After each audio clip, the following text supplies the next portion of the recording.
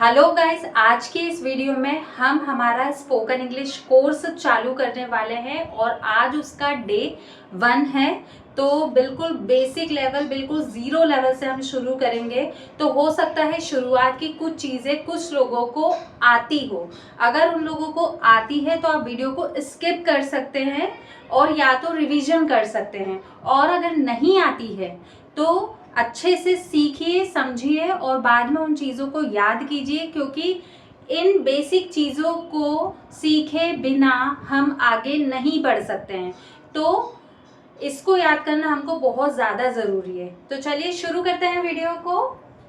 तो सबसे पहले यहाँ पर देखिए, ये सेंटेंस देखिए, राम भोपाल जा रहा है।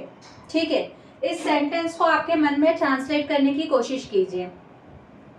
ये जो सेंटेंस है राम भोपाल जा रहा है, इसको आप ट्रांसलेट कीजिए। तो काफ़ी सारे लोग तो इसका सही सेंटेंस बनाएंगे, लेकिन हो सकता है कुछ लोग मिस्टेक कर जाएं। ठीक है, कुछ लोग, मैक्सिमम लोग इस तरीके से भी बनाते कि Ram go to Bhopal, Ram going to Bhopal, इस तरीके से सेंटेंस बनाते हैं। लेकिन इसका जो सही सेंटेंस है वो क्या है? Ram is going to Bhopal. ठीक है, राम भोपाल जा रहा है, इसका जो सही सेंटेंस है वो क्या है? Ram is going to Bhopal. तो काफी सारे लोगों ने ये सेंटेंस बनाया होगा, लेकिन कुछ लोगों ने, ईमानदारी से सोचिएगा, कुछ लोगों ने सेंटेंस गलत भी बनाए होंगे। जैसे कि किसी ने बोल दिया होगा राम गो टू भोपाल, किसी ने बना दिया होगा राम गोइंग टू भोपाल, इस तरीके से। लेकिन इसका जो सही सेंटेंस है वो ये है। और हो सकता है जिसने भी ये सेंटेंस सही बनाए हैं तो बहुत अच्छी बात है, लेकिन जिसने नहीं बनाए हैं तो वो समझ लीजिए कि ये ऐसे बनेगा। ठीक, तो ये सेंटेंस क्यों बना है, कैसे बना है, यही चीज़ें हमको सीखनी है। क्योंकि जब हम इंग्लिश को बोलेंगे तो सबसे पहले हमको सेंटेंसेस को बनाना आना चाहिए।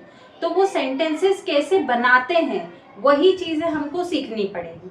ठीक है, तो ये जो सेंटेंस बना है Ram is going to Bhopal, ये कैसे बना है तो वही सीखना है। तो उसके पहले लिए हमको सबसे पहले क्या पता होना चाहिए कि जो एक सेंटेंस होता है उसके 4 पार्ट्स होते हैं। ठीक है, राम, ये जो राम है इसको हम बोलते हैं सब्जेक्ट। ठीक है, इसको हम एस से डिनोट करते हैं। और ये जो इज है इसको हम बोलते हैं हेल्पिंग वर्ब, और गो को हम बोलते हैं वर्ब, और ये जो भोपाल हमारा है यहाँ पर ये है ऑब्जेक्ट। ठीक है, तो राम जो है वो सब्जेक्ट है, इस हेल्पिंग वर्ब है, गो वर्ब है, भोपाल ऑब्जेक्ट है। तो ये कैसे बना? ठीक है, और ये क्यों जरूरी, मतलब क्या है, सब्जेक्ट क्या है, हेल्पिंग वर्ब क्या है, वर्ब क्या है, ऑब्जेक्ट क्या है, एक एक करके हम सारी चीज़ों को अच्छे से क्लियर करेंगे। क्योंकि, और ये सारी चीज़ें क्यों हमको पढ़ना है, क्योंकि आगे जाके हम लोग टेंसेस पढ़ने वाले हैं। बहुत से लोगों ने टेंसेस सुने होंगे, समझे होंगे, कुछ लोगों को नहीं पता होगा कि टेंसेस क्या होते हैं। लेकिन आप बस चुपचाप अभी ध्यान से समझते जाइए जैसा जैसा मैं बताते जा रही हूँ। ठीक है, तो ये जो राम होता है वो सब्जेक्ट होता है।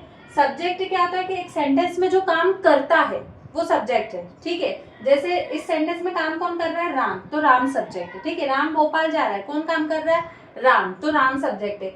मम्मी खाना बना रही है, तो इसमें सब्जेक्ट कौन है? मम्मी। पापा ऑफिस जा रहे हैं, तो सब्जेक्ट कौन है? पापा। या बच्चे क्रिकेट खेल रहे हैं, तो सब्जेक्ट कौन है? बच्चे। ठीक है, तो एक सेंटेंस में जो काम करता है उसको हम क्या बोलते हैं? सब्जेक्ट। उसके बाद इज जो है वो हेल्पिंग वर्ब है, मतलब एक सेंटेंस को कंप्लीट करने में हेल्प कौन करता है?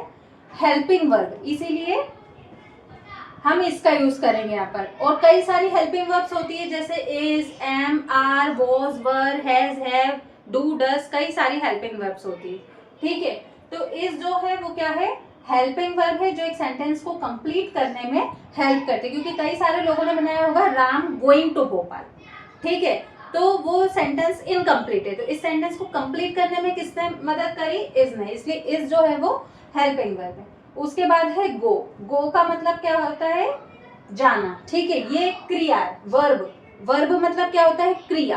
क्रिया मतलब एक्शन वर्ड्स। एक्शन वर्ड्स मतलब काम वाले शब्द, मतलब वो शब्द जिसमें कोई काम हो रहा है। जैसे कि गो, गो मतलब जाना, जाना एक काम है, ठीक है। तो कोई भी जो काम वाला शब्द होता है, जैसे आना, जाना, पढ़ना, लिखना, बोलना, खेलना, ठीक है, तो ये सारे जो काम वाले शब्द है, जो क्रियाएं हैं, उसको हम क्या बोलते हैं? वर्ब। तो इसमें गो जो है वो वर्ब है, और ऑब्जेक्ट क्या है? भोपाल। मतलब जब हम किसी जो भी चीज के ऊपर एक सेंटेंस में बात कर रहे हैं, वो ऑब्जेक्ट है। जैसे कि इस सेंटेंस में राम कहाँ जा रहा है? भोपाल, तो भोपाल ऑब्जेक्ट है। मम्मी खाना बना रही है, तो इसमें ऑब्जेक्ट कौन है? खाना। और पापा ऑफिस जा रहे हैं, तो ऑब्जेक्ट क्या है? ऑफिस। या बच्चे टीवी देख रहे हैं, तो ऑब्जेक्ट क्या है? टीवी, ठीक है। तो एक सेंटेंस में जिसके ऊपर काम हो रहा है वो ऑब्जेक्ट होता है, ठीक। तो सब्जेक्ट, हेल्पिंग वर्ब, वर्ब और ऑब्जेक्ट, ये 4 पार्ट्स से मिलकर एक सेंटेंस बनता है, ठीक। तो ये चीज हमको क्लियर करना है सबसे पहले। और उसके बाद में ये जो सब्जेक्ट है, इसकी जगह पर हम ये सारे वर्ड्स का यूज भी कर सकते हैं। जैसे फॉर एग्जाम्पल राम भोपाल जा रहा है, इसकी जगह हम बोल सकते हैं वे भोपाल जा रहा है, या वो भोपाल जा रही है, मैं भोपाल जा रहा हूँ, या हम भोपाल जा रहे हैं, ऐसा भी बोल सकते हैं। यानी कि सब्जेक्ट के तौर पे या तो किसी का नाम आता है, या फिर ये सारे वर्ड्स आते हैं, इन्हें हम प्रोनाउंस कहते हैं। लेकिन आपको इससे कोई मैटर नहीं होना चाहिए कि क्या इसे क्या कहते हैं, बस हमको तो समझना है कि ये जो सब्जेक्ट है राम है, तो या तो हम किसी का नाम लिखेंगे, या फिर हम ये सारे वर्ड्स का यूज कर सकते हैं। तो जो पहला वर्ड है जिसे हम सब्जेक्ट के तौर पर यूज कर सकते हैं वो क्या है? ही। और ही का मतलब होता है वह या फिर वो, और इसे हम लड़कों के लिए यूज करते हैं। उसके बाद है शी। शी का मतलब होता है वह या फिर वो, और इसे हम लड़कियों के लिए यूज करते हैं। आई का मतलब होता है मैं। यू का मतलब होता है तुम। दे का मतलब वे, एक से अधिक के लिए यूज किया जाता है। जैसे मतलब एक से ज्यादा लोगों की जब बात करते हैं तो वहां पर हम दे का यूज करते हैं। और उसके बाद में है वी। वी का मतलब होता है हम, ठीक है। तो सब्जेक्ट के तौर पर इन सारे वर्ड्स का यूज हम कर सकते हैं, ठीक। और उसके बाद में जो अगला है वो है हेल्पिंग वर्ब्स, ठीक है। तो हेल्पिंग वर्ब मैंने बताया था कई सारे होते हैं, जैसे कि is, am, are, was, were, will, और भी कई सारे हेल्पिंग वर्ब्स होते हैं, हैज, हैव, हैड, या डू, डस। ये सब हम आगे की क्लासेस में पढ़ेंगे, आगे जाकर और भी सीखेंगे। लेकिन फिलहाल हमको ये सारे हेल्पिंग वर्ब्स हमें मतलब टोटली यहाँ पे मीनिंग्स याद करना है। वैसे कई सारे लोगों को मीनिंग्स याद होंगे, पता होगा ये सारी, क्योंकि बहुत ही बेसिक जानकारी है। पर जो बिगिनर्स हैं, जो बिल्कुल जीरो लेवल से शुरू कर रहे हैं, जिनको बिल्कुल कुछ भी नहीं आता है, तो उनके लिए तो ये चीज़ें इंपॉर्टेंट है। लेकिन जिनको पता है तो वो ये वीडियो स्किप कर सकते हैं, अगली क्लास में आ सकते हैं, ठीक है। लेकिन जो बिल्कुल बिगिनर है, जो जीरो लेवल वाले हैं, उनको तो ये पहले पढ़ना पड़ेगा। और आप चाहें तो जिन्हें आता है तो आप उस चीज़ का रिविजन भी कर सकते हैं। अगला जो हमारा है वो है हेल्पिंग वर्ब्स, और इसमें अभी सिर्फ हमको मीनिंग्स के बारे में जानकारी लेना है। मतलब हमें सिर्फ मीनिंग याद करने से मतलब है, बाकी की सारी चीज़ें कि कैसे इन सब चीज़ों का यूज़ होता है एक सेंटेंस में, ये सब हम आगे की क्लासेस में सीखेंगे। लेकिन अभी फिलहाल हमको ये छोटे छोटे वर्ड्स का मीनिंग पता होना चाहिए, क्योंकि अगर ये छोटे वर्ड्स का मीनिंग हमको पता होगा तभी तो आगे जाकर हम जो बड़े जो सेंटेंसेस है वो बना पाएंगे, ठीक है।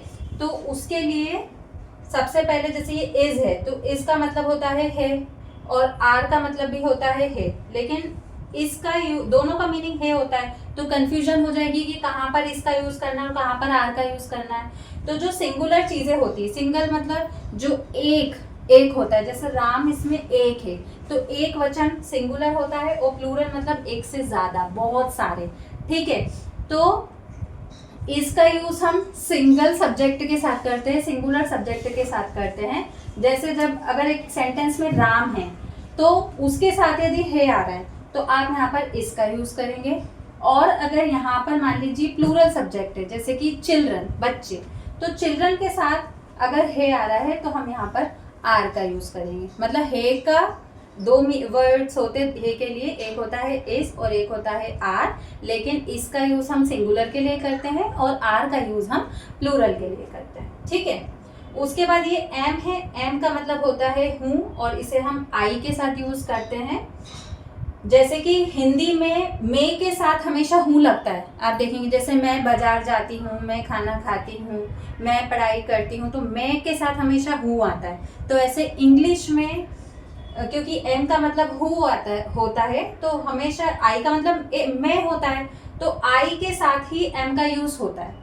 ठीक है, और कोई सी हेल्पिंग वर्ब हम आई के साथ नहीं लगा पाएंगे। अगर मैं के साथ हूँ आ रहा है तो आई के साथ ही एम आएगा। ठीक, उसके बाद में वॉस का मतलब था थे थी होता है, इसे हम सिंगुलर के साथ यूज करते हैं। और वर का मतलब थे थी होता है, इसे हम प्लूरल के साथ यूज करते हैं।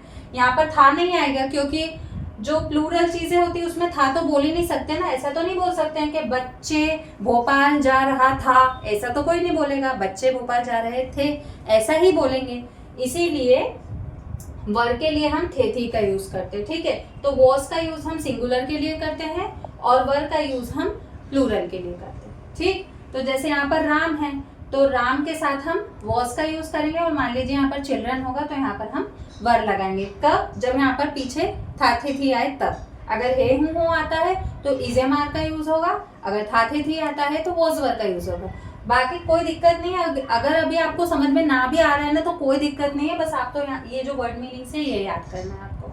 फिलहाल इस क्लास में आपको यही करना है कि ये जितने भी मीनिंग्स है ये आपको याद करना है। अगर आपको अभी कुछ समझ नहीं भी आ रहा है तो कोई प्रॉब्लम नहीं है, क्योंकि ये सारी चीज़ें अगली क्लास में मैं अच्छे से एक्सप्लेन करूँगी और अच्छे से समझाऊंगी, तो पूरा क्लियर हो जाएगा। उसके बाद अगला जो मीनिंग है वो क्या है? विल। विल का मतलब होता है गा गे गी। ठीक है, मतलब जब भी किसी सेंटेंस के लास्ट में गा गे गी आता है तो वहां पर हम विल का इस्तेमाल करते हैं। तो बस अभी फिलहाल आप मीनिंग्स याद करने से मतलब रखिए, मतलब आपको ये वाले और ये वाले वर्ड्स के मीनिंग, ये जो सब्जेक्ट है और ये जो हेल्पिंग वर्ब है, इनके हमको मीनिंग्स अच्छे से याद कर लेने हैं। हिंदी टू इंग्लिश भी और इंग्लिश टू हिंदी भी। मतलब जैसे अगर मैं बोलूँ कि वह या वो, मतलब लड़कों के लिए अगर बोलना है तो इंग्लिश में कैसे बोलेंगे तो आपको पता होना चाहिए कि ही। या फिर मैं बोलूँ मैं के हम इंग्लिश में क्या बोलते हैं तो आपको पता होना चाहिए आई। या तुमको इंग्लिश में क्या बोलते हैं तो यू। तो हिंदी टू इंग्लिश भी याद करना है और इंग्लिश टू हिंदी भी याद करना है, क्योंकि जब हम सेंटेंस का ट्रांसलेशन करते हैं तो हिंदी का सेंटेंस इंग्लिश में ट्रांसलेट करते हैं। तो हिंदी में अगर मैं लिखा है तो इंग्लिश में आपको पता होना चाहिए कि मैं को इंग्लिश में आई बोलते हैं। ठीक है, तो हिंदी टू इंग्लिश और इंग्लिश टू हिंदी आप अच्छे से इसको याद कर लीजिएगा। ठीक, और आप चाहें तो ये वर्ड मीनिंग्स का स्क्रीनशॉट ले सकते हैं और अच्छे से आप अपने घरों में बैठकर इनको याद कीजिए, क्योंकि अगली क्लास में ये आपको याद होना बहुत ज़रूरी है। इसीलिए पहले आप इसका स्क्रीनशॉट ले लीजिए, क्योंकि अब इसके बाद में दूसरी चीज़ भी बताने वाली हूँ आज ही की क्लास में। ठीक है, तो जल्दी से इसका स्क्रीनशॉट ले लीजिए आप।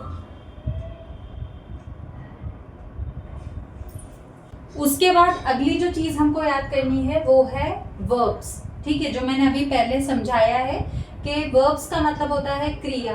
क्रिया यानी कि एक्शन वर्ड्स, यानी कि काम वाले शब्द, मतलब जिसमें वो शब्द जिसमें कोई काम हो रहा है, जो क्रिया हो रही है, तो उन शब्दों को हम वर्ब्स बोलते हैं। वर्ब्स जैसे कि गो, कम, ईट, है ना, आना जाना, पढ़ना लिखना, बोलना, खाना पीना, सोना, देखना, कोई भी क्रिया उसको हम क्या बोलेंगे? वर्ब्स बोलेंगे। यहाँ पर कुछ वर्ब्स के नेम लिखे हैं और उसके साथ उनके मीनिंग्स भी लिखे हुए हैं, तो ये आपको ज़रूर से याद कर लेने हैं। साथ ही में जो वर्ब की first form, second form, third form है वो भी याद करनी है। कुछ लोगों को पता होगा कि first form, second form, third form होती है वर्ब की, लेकिन जिन्हें नहीं पता है वो उन्हें मैं बता दूं कि वर्ब की 3 फॉर्म्स होती है, फर्स्ट फॉर्म, सेकंड फॉर्म और थर्ड फॉर्म, और इन्हें हमें याद करना बहुत ही ज़रूरी है। क्यों? क्योंकि आगे जब हम टेंसेस पढ़ेंगे तो उसमें किसी भी सेंटेंस में हम फर्स्ट फॉर्म लगा देते हैं, किसी भी सेंटेंस में सेकेंड फॉर्म लगाएंगे, किसी भी सेंटेंस में थर्ड फॉर्म लगाएंगे, तो इसीलिए हमको ये तीनों फॉर्म्स याद होना ज़रूरी है। आपने जैसे रीडिंग करते वक्त इंग्लिश की बुकों में देखा होगा कि कहीं पर भी जैसे वेंट लिखा रहता है, कहीं पे गोन लिखा रहता है, या कहीं पर केम लिखा है, या फिर कहीं पे वॉश्ड लिखा हुआ है। ठीक है, तो ये कहीं तो वॉच लिखा रहता है, कहीं वॉश्ड लिखा रहता है, तो ये ऐसा क्यों होता है? तो ये सारी चीज़ें, सारी दिक्कतें हमको यहाँ पे सीखने को मिल जाएगी, मतलब हमको सब कुछ समझ में आ जाएगा कि कहाँ पे क्या लगाते हैं। लेकिन फिलहाल तो आपको ये याद करना है। मतलब वर्ब की first form, second form, third form अच्छी तरीके से आप लोग याद कर लीजिएगा। एक दो मैं बता देती हूँ। जैसे गो, गो मतलब होता है जाना। गो की फर्स्ट फॉर्म होती है गो, सेकंड फॉर्म होती है वेंट, थर्ड फॉर्म होती है गो। कम यानी कि आना, कम, केम, कम। ईट यानी कि खाना, ईट, एट, ईटन। तो ऐसे ये सारी चीजें आप मतलब यहाँ तक पूरा आपको अच्छे से याद कर लेना है। पढ़ के बता देती हूँ क्योंकि कभी कभी क्या होता है किसी को पढ़ने में भी प्रॉब्लम होती है, तो थोड़ा सा मैं एक बार रीड करके भी आप लोगों को बताऊंगी। और जिनको पता है तो वो स्किप कर सकते हैं, कोई प्रॉब्लम नहीं है, ठीक है। ड्रिंक, ड्रिंक यानी कि पीना, ड्रिंक, ड्रैंक, ड्रंक। सिंग यानी कि गाना, सिंग, सिंग यानी कि मतलब गाना गाना, ठीक है। सॉन्ग मतलब गाना होता है और गाने को गाना एक क्रिया होती है, उसको हम बोलते हैं सिंग, सैंग, संग। वॉच यानी कि देखना, वॉच, वॉच्ड, वॉच्ड। सी देखना, सी, सॉ, सीन। कुक यानी कि खाना पकाना, कुक, कुक्ड, कुक्ड। प्ले यानी कि खेलना, प्ले, प्लेड, प्लेड। स्लीप यानी कि सोना, स्लीप, स्लेप्ट, स्लेप्ट। राइट यानी कि लिखना, राइट, रॉट, रिटन, ठीक है। तो ऐसे और भी कई सारे वर्ब्स होती है, मतलब लाखों करोड़ों वर्ब्स होती हैं, क्रियाएं होती है, लेकिन सारी याद करना तो पॉसिबल नहीं है। इसीलिए कुछ सिलेक्टेड वर्ब्स मैंने यहाँ पर लिखी है, इनको आपको याद जरूर से कर लेना है। और भी कई सारी क्रियाएं होती है पर सब तो हम याद नहीं कर पाएंगे, ठीक है। तो बस इतनी याद कर लेना जिससे कि हम जब आगे जो पढ़ेंगे, टेंसेस पढ़ेंगे, सेंटेंसेस बनाना सीखेंगे तो उसमें हमें कोई दिक्कत ना आए। बस इसीलिए ये करना है। फिर आगे की जो भी वर्ब्स हैं वो हम धीरे धीरे करके जैसे जैसे हम आगे बढ़ते जाएंगे वैसे वैसे सीखते जाएंगे, ठीक है।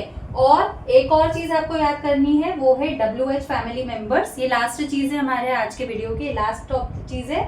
WH फैमिली मेंबर्स का मतलब होता है कि वो शब्द जिससे क्वेश्चंस बनते हैं। जैसे आपने सुना होगा what, why, where, when, who, which, whose, whom, how, ठीक है। तो ये सारे क्या है, क्वेश्चन वर्ड्स है, मतलब इससे हम क्वेश्चन वाले सेंटेंसेस बनाना सीखते हैं। तो क्वेश्चन वाले सेंटेंसेस को बनाने के लिए हमें सबसे पहले क्वेश्चन वर्ड्स याद होने चाहिए, ठीक है। तो वो ये सारे जो वर्ड्स है इनको हम WH फैमिली मेंबर्स बोलते हैं। इन्हें हम WH फैमिली मेंबर क्यों बोलते हैं, क्योंकि इनकी सबकी शुरुआत WH से होती है, ठीक है। हालांकि ये H और W इसकी शुरुआत WH से नहीं होती है, पर इसमें WH आता तो है, इसीलिए ये WH फैमिली मेंबर्स कहलाते हैं। और इन्हें भी हमें अच्छे तरीके से याद करना है जिससे कि हम क्वेश्चन वाले सेंटेंसेस इजीली बनाना सीख सके, ठीक है। और इसे हम हिंदी टू इंग्लिश और इंग्लिश टू हिंदी दोनों में याद करेंगे। मैंने पहले भी बताया, जितने भी मीनिंग्स आप याद करेंगे उसको हिंदी टू इंग्लिश में भी याद करेंगे और इंग्लिश टू हिंदी में भी याद करेंगे, ठीक है।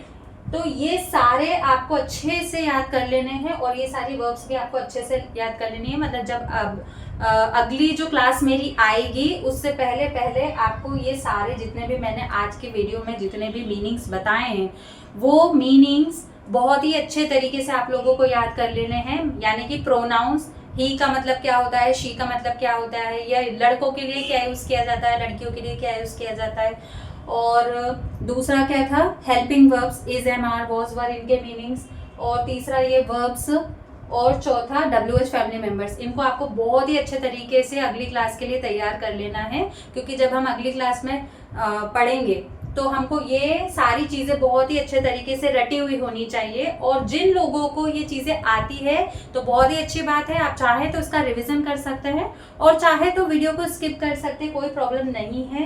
लेकिन बिगिनर्स के लिए स्पेशली ये वीडियोस हैं, क्योंकि अगर हम कोर्स चालू कर रहे हैं तो पूरा 0 लेवल, पूरा बेसिक लेवल से करेंगे, जिससे कि एक एक चीज़ सभी लोगों को अच्छे तरीके से क्लियर हो सके, ठीक है। तो ये पूरी चीज़ आप अच्छे से याद कर लीजिएगा। उसके बाद हम अगली क्लासेस में टेंसेस से चालू करने वाले हैं। अगली क्लासेस हमारी टेंसेस की होने वाली है, तो ये पूरे अच्छे तरीके से आपको याद करना है। और अगली क्लास में इस वीडियो से रिलेटेड क्वेश्चंस भी मैं आपसे पूछूंगी, ठीक है। इस वीडियो में मैंने जितना भी एक्सप्लेन किया है, जितने भी मीनिंग्स है, क्योंकि मेरे को पता तो चलना चाहिए ना कि आप लोगों ने लर्न किया है या नहीं किया है, क्योंकि अगर ये याद नहीं करेंगे तो अगली वीडियो में आपको प्रॉब्लम आएगी, आपको समझने में प्रॉब्लम आएगी। तो इस वीडियो से रिलेटेड मतलब मीनिंग्स या वर्ब की फॉर्म्स या कुछ भी मैं आपसे क्वेश्चन करूंगी अगली वीडियो में, और वो आप उसका आंसर आप मुझे कमेंट सेक्शन में दीजिएगा, जिससे कि मुझे पता चल जाए कि आप लोग रियल में पढ़ रहे हैं। ठीक है, तो बहुत अच्छे से इसे याद कर लीजिएगा। मिलते हैं अगली क्लास में, सेकेंड क्लास में हम मिलेंगे। जब तक के लिए keep learning and keep growing. Thank you very much.